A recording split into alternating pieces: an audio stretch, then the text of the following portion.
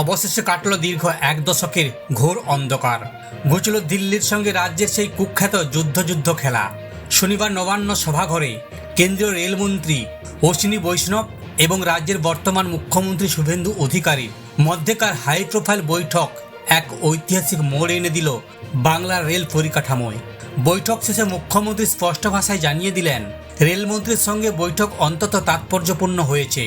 এই একটি লাইনেই কার্যত পরিষ্কার হয়ে গেল, রাজধর্ম পালনে অবহেলা আর দিল্লির সঙ্গে খামোকা ঝগড়া বাঁধিয়ে রেখে যে আত্মঘাতী রাজনীতি এতদিন চলেছে তার দিন এবার ফুরিয়েছে।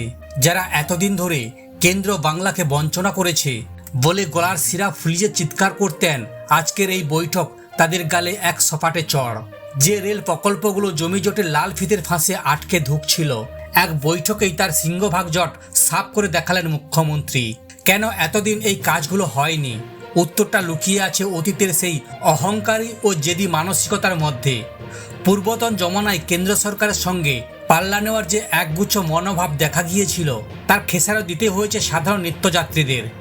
রাজ্যের তৎকালীন সরকার শুধু নিজের রাজনৈতিক আখের গোছাতে কেন্দ্রের প্রতি, ফলে ফাইল আটকেছে, বাজেট ফিরে গেছে আর উন্নয়ন থমকে দাঁড়িয়েছে প্ল্যাটফর্মের বাইরে।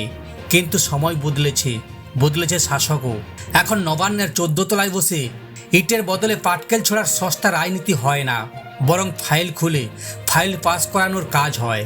শনিবার এই মেগা বৈঠকে প্রমাণ করে দিল, সদিচ্ছা থাকলে এবং রাজ্যের মানুষের স্বার্থকে প্রাধান্য দিলে দিল্লির সঙ্গে কাঁধে কাঁধ মিলিয়ে কিভাবে কাজ করা যায়। রেলমন্ত্রী অশ্বিনী বৈষ্ণবের সঙ্গে এই মুখোমুখি আলোচনার পর রাজ্যের সমস্ত আটকে থাকা লাইন ও মেট্রো প্রকল্পগুলো এবার বুলেট ট্রেনের গতিতে এগোবে। ভাঙা রেকর্ডের মতো কেন্দ্রের দিকে আঙুল তোলার জমানা অতীত, এবার শুধু ট্রাকে ফেরার পালা। বাংলার মানুষ বুঝে গেছে, সংঘাত নয়, সমন্বয় পারে উন্নয়ন এনে দিতে।